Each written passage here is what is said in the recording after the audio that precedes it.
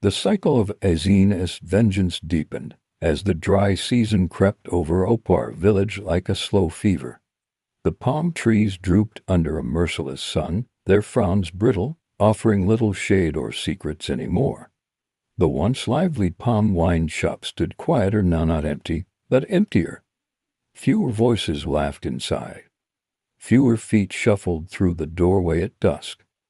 The elders had spoken louder warnings. They gathered under the ancient Iroko tree at the village square, their voices cracking like dry earth. "She is my restless one," the oldest among them declared, leaning on his carved staff. "Not just any ghost. She feeds on Ike, the very life-breath of men. Every son who enters her hut loses years in a single night. We have buried too many strong backs turned frail. Yet warnings are wind to young blood. New faces arrive, strangers from neighboring villages, traders passing through, men who had not heard the full tale or who believed themselves too clever, too virile to fall. They saw only the lantern glow, heard only the honeyed laugh, caught only the sway of hips that promised forgetting. One such man was Chijioki, a blacksmith from Yomiuri, broad-shouldered and proud, known for bending iron with bare hands. He had come to Opar to trade tools for palm kernels.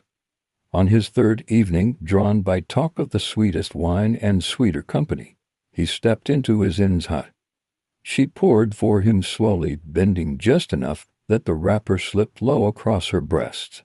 "You look like a man who carries heavy things," she murmured, eyes catching the firelight.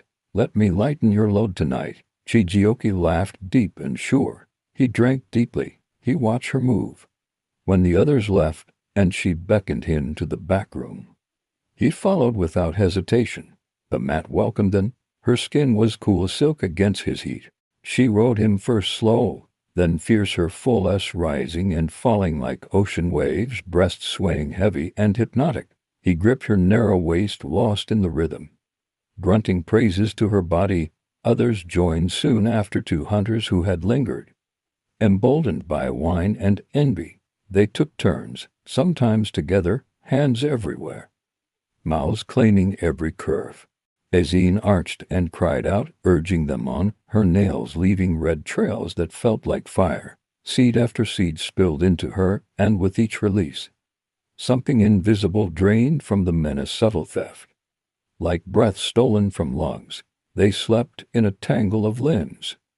Spent and smiling, morning came cruel. Chijioki woke first.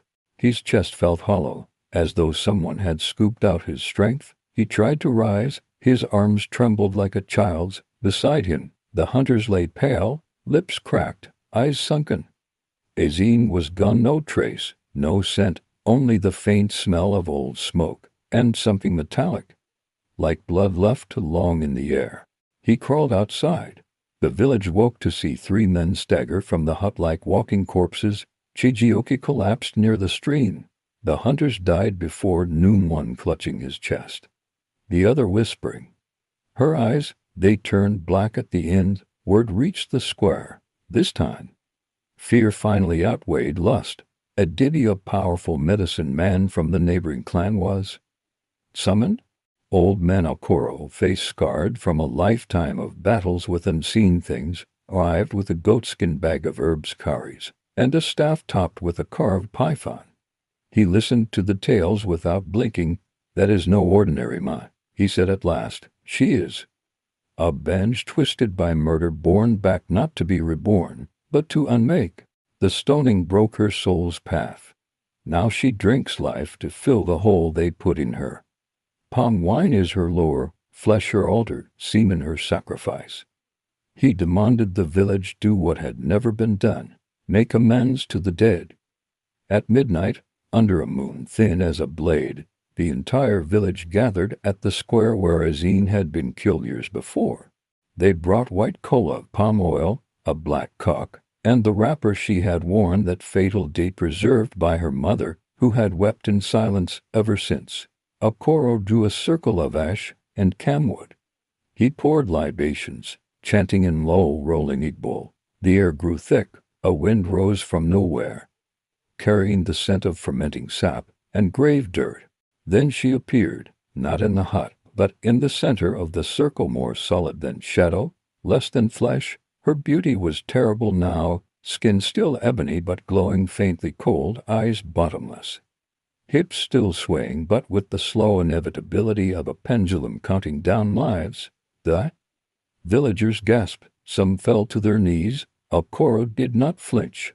Izine, daughter of Opar, child and justly taken, we confess the wrong, we name the sin, we beg your release. He slit the cock's throat. Blood hissed on the earth. Izine's form flickered.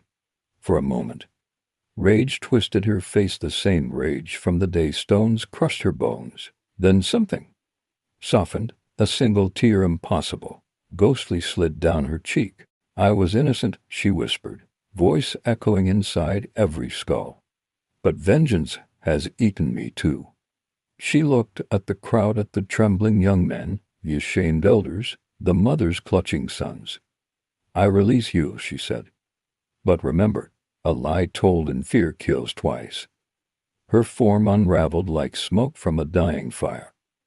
The wind carried away the last whisper of her laughter, sweet, sad, final. The next evening, the palm wine shop stood dark. No lantern glowed. No wrapper swayed in the doorway. The hut was empty, the calabashes overturned, the mat rolled away. Upar village never forgot. They planted a young palm at the square's edge in her name. They told their children the story, not as warning alone, but as penance. And when men drank palm wine after that, they poured a little on the ground first, murmuring to Izine, who was wronged. The village slowly healed, but on quiet nights, when the wind moves through the palms just right, some swear they still hear it, a faint, honey-sweet melody, not angry anymore, only remembering.